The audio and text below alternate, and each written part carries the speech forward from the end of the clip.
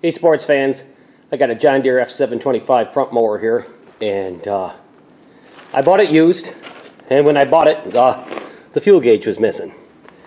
And the owner said that somehow it worked off a magnet, okay? And that got me thinking, first of all, if it hadn't been replaced, it must be very expensive, okay? So I went to the John Deere dealer just to see what the price of it was. It's about $200 for that fuel gauge. But since theoretically it works off a magnet, I just can't imagine what it would be besides basically a compass. So what I'm going to do here is I'm going to take a $2 compass there. And first of all, just a second here, we'll just see if it does work here. Okay, there, she wants to point north, right? So let me line that up with north just for the hell of it. North. She's pointing straight north right now, okay? Now let's put it on the machine where the fuel gauge should be.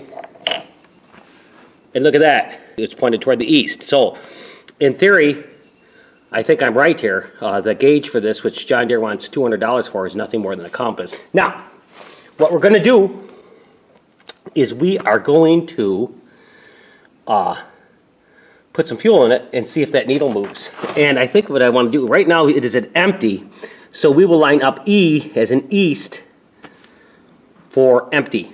Alright, so what I did here is I just lined up the E for east with where the red arrow is pointing, and then directly over that on the body of the machine I put an E for empty.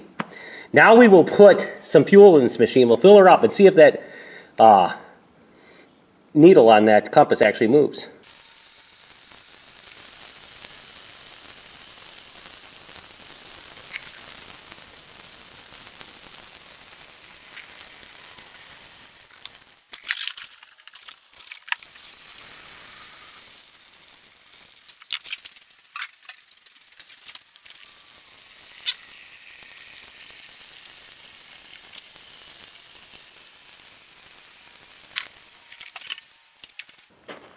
Alright, sports fans, look at that. I got this fuel tank filled just about all the way to the top, and our red needle on our compass has moved almost 180 degrees. Okay, so we know this idea works in theory and it works in a static setup here. We will now have to, I'll now have to glue this down and see if it actually works when the machine is running and, you know, vibrating and stuff.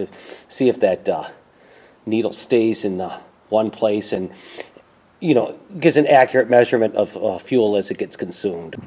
Alright, just for a final test, I went out and mowed my lawn, and I used up just over half a tank of gas because full, that red arrow will be pointing right there near the F, and then empty will be pointing there toward the E there, and we're just about halfway to E. And so it looks like this method of substituting a $2 compass for a $200 gas gauge has worked quite successfully. So if you liked what you saw here, I'd appreciate it if you'd like, shared, subscribed, you know, do everything it takes to make this the #1 channel on YouTube. And until next time, we'll see you here on the Fix Yourself channel.